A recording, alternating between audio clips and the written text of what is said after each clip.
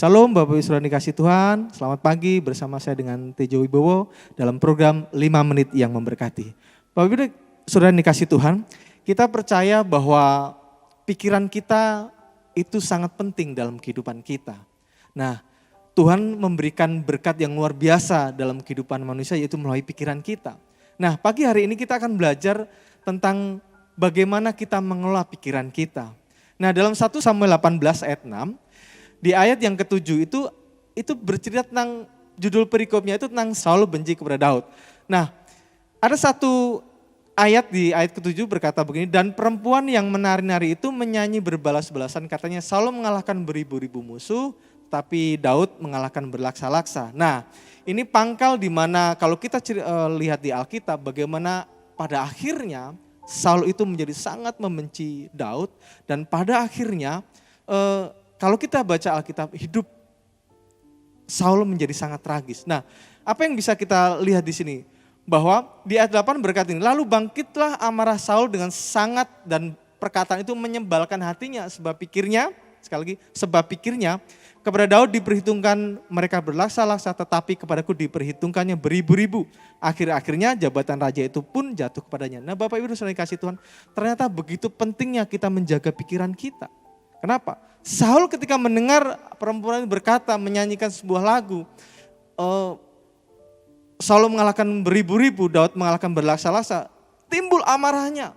Dan itu menyebalkan hatinya dan sebab pikirnya. Nah, ketika dia mendengar itu, dia tidak merespon dengan baik, akhirnya timbul kebencian. Padahal secara faktanya bahwa memang Saul itu ketika menghadapi Goliat memang dia jadi pecundang. Dia Saul bersama pasukan itu lari. Ketika Daud dan hanya Daud yang bisa mengalahkan Goliat. Dan kita lihat bahwa ternyata ketika pikiran Saul tidak di-manage dengan baik, akhirnya timbul kebencian. Dan kalau kita baca Alkitab bagaimana berapa kali Saul berusaha untuk membunuh Daud, dan itu sangat tragis. Artinya apa? Bahwa berkat Tuhan lewat pikiran itu sangat luar biasa. Keberhasilan seseorang dalam hidupnya itu terletak salah satunya tergantung dari pikiran kita. Apakah pikiran kita diinput dengan hal yang baik atau pikiran kita diinput dengan hal yang tidak baik. Sama, pikiran itu menentukan bagaimana kita merespon terhadap segala sesuatu. Ketika ada masalah yang menghampiri kita, bagaimana pikiran kita merespon? Apakah kita merespon masalah itu sebagai sebuah didikan yang Tuhan berikan dalam hidup kita atau sebuah mungkin Tuhan tidak sayang kepada saya karena Tuhan memberikan banyak masalah. Tapi saya mau katakan begini, Bapak Saudara dikasih Tuhan. Kalau kita melihat Kejadian 2 pasal 2 dan sampai 3 bagaimana manusia jatuh dalam dosa. Ketika Hawa itu berkomunikasi dengan setan, bersekutu dengan iblis, apa yang dihancurkan oleh seorang yang bernama iblis ini adalah pikirannya. Bagaimana iblis memutarbalikkan firman Allah yang sudah diberikan kepada Adam dan Hawa dan itu meracuni pikiran Hawa sehingga apa? Dia mengambil langkah yang harusnya tidak dia lakukan. Artinya apa? Sangat penting kita menjaga pikiran kita. Sangat penting kita harus menginput pikiran-pikiran kita dengan hal yang baik. Bagaimana caranya? Firman Tuhan memberikan sebuah didikan buat kita bahwa bagaimana kita bisa mempunyai pikiran yang baik itu kenapa?